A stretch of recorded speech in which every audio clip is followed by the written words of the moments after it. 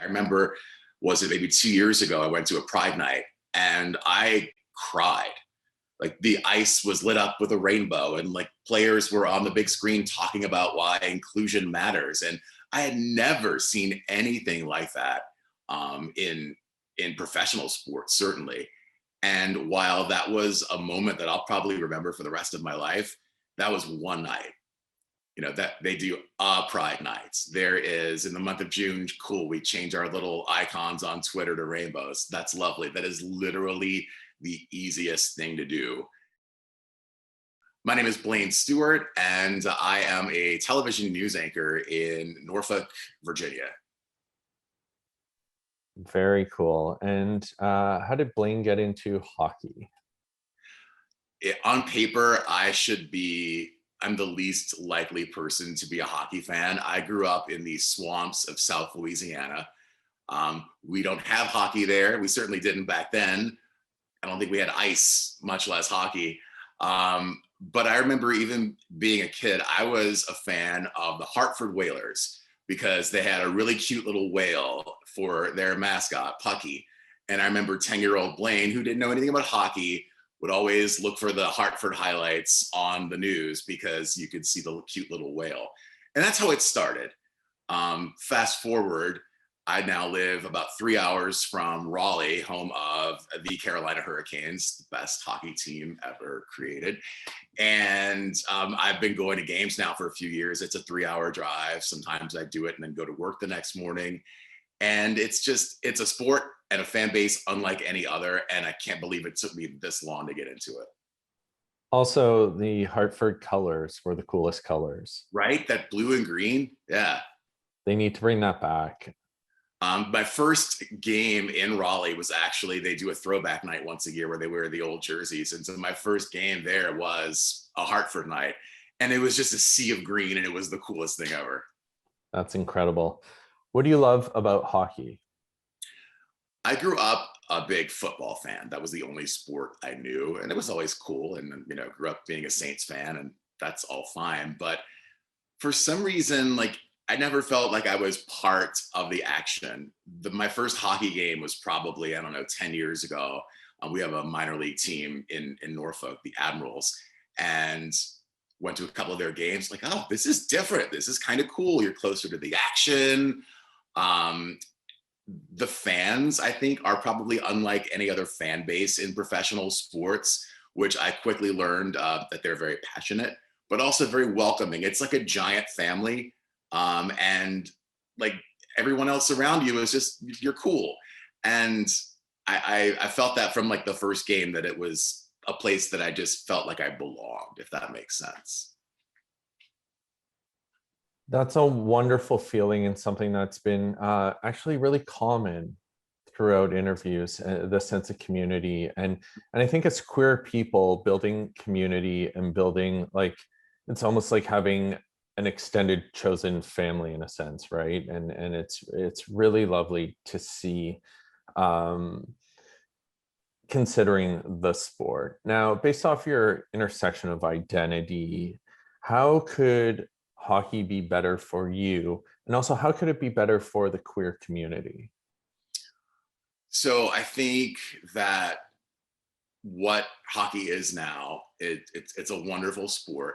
Hockey is certainly different today than it was 20 years ago when it comes to accepting people of not only sexuality and gender identity, but also like even race as far as a fan base.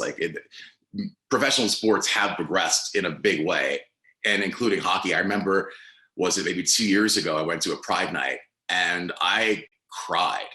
Like the ice was lit up with a rainbow and like players were on the big screen talking about why inclusion matters. And I had never seen anything like that in professional sports, certainly. And while that was a moment that I'll probably remember for the rest of my life, that was one night. That they do Pride nights. There is in the month of June, cool, we change our little icons on Twitter to rainbows. That's lovely. That is literally the easiest thing to do in 2021. So I think what needs to change is this needs to be the attitude 365 days a year. Why are we not talking about these things in October?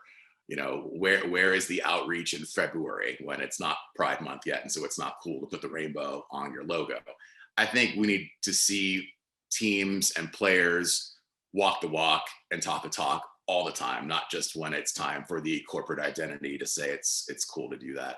Not to say I don't appreciate what they're doing, because I mean, a little gay kid back, you know, years ago, I could have never imagined this, but that doesn't mean that we're done. It's just a cool step. I also think that a lot of the responsibility relies on our allies. And there's been a lot of talk about, you know, celebrating allies and, you know, how far do we do that? Because really it should be us that we're talking about.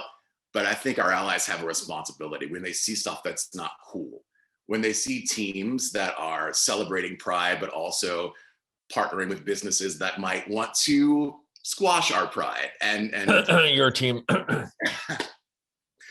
As a season ticket member, I said it's better to fight that from the inside than the outside. And believe me, they know how I feel. Completely agree. And so I think there's some responsibility for our allies as well to be loud on our behalf, because that is also literally the least they could do. It's not that hard to make a difference when there are a ton of people. A ton of people can make a big change.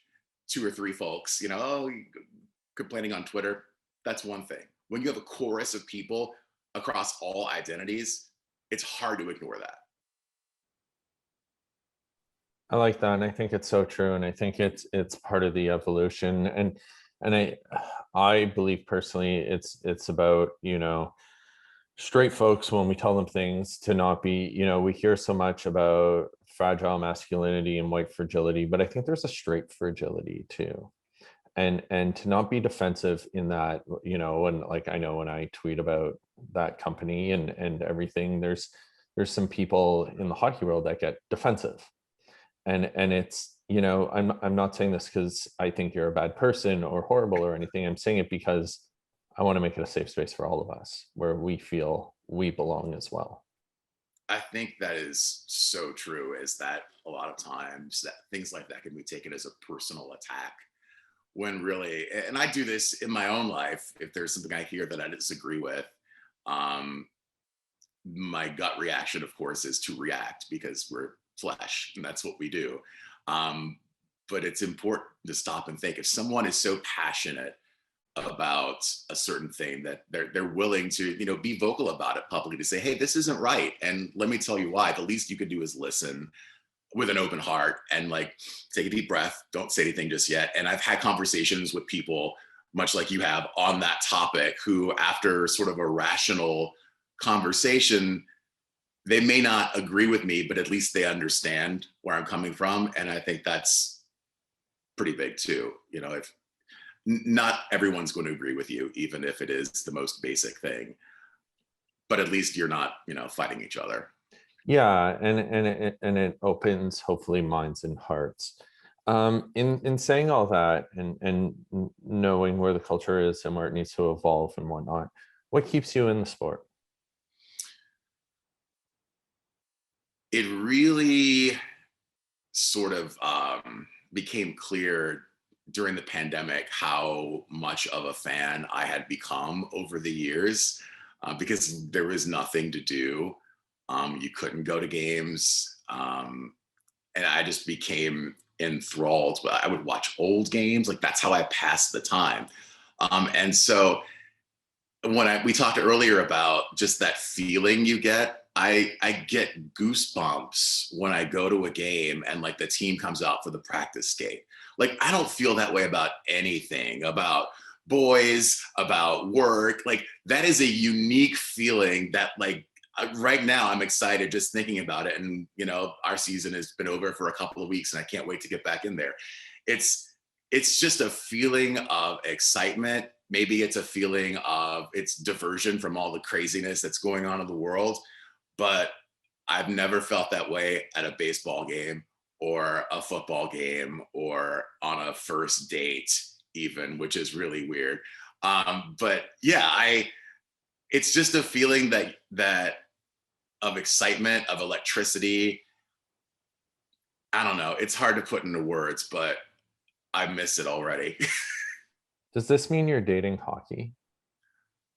Well, it's probably the closest I'll ever get to dating a hockey player, so I'll take it. That works for me. I'm in love with a sport, yes. What gives you hope for queer people within the sport?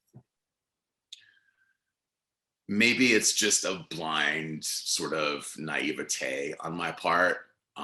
But what gives me hope is that the world is evolving. Um, and hockey can't not evolve along with the world. Um, whether we have to drag it in to, kicking and screaming, I think there's enough of us around, and the world is changing, not as quickly as we would like it to, but I think it has to. There's no other option. Either that or it'll just implode on itself. And that's for, I think every sport, like we saw with the football player coming out. I mean, it's going to happen. And it's easy for me as someone who's been out for 15 plus years to sit here and say, we need more athletes to come out of the closet. That is easy for me to say when I have nothing to lose. I was 27 when I came out, a late bloomer. I get it. But at the same time, it's, as someone sitting on the sidelines, it's like, there are more of them out there. Golly, I wish you'd just do it. But I also understand, it's hard. And there is just basic math alone, statistically speaking, there's so many of them. And like you look at even football, there's 100 players on each team, like 32 teams of 100 players per team. Hockey has 25 or so players per team and 32 men's professional teams or NH like top level NHL teams. And yeah, they're there. It's just how do we, evolve and, like you said, drag it kicking and screaming into, more inclusive times, because that's, I think, the way it's going to happen. Blaine, is there anything you'd like to add? I always end my interviews with that question and usually get the best quote ever from whoever I'm interviewing, and I have nothing to add. Great. So we'll use this in the that's the headline. I have nothing else to say. Yeah, we'll use this in the when we do a cut of each person's quote. That'll be your quote. I have nothing to add. So profound. Great. Yeah. The guy who's paid to speak for a living has nothing to say. How deep. Blaine, I want to thank you for doing this. I really appreciate it. I want to thank you for being out as a public figure and and living unapologetically as yourself and being a part of hockey culture. Well, thank you for that, for doing all of this, for being who you are. I'm very excited that we got to chat, and it's an honor to know you. So thank you for that.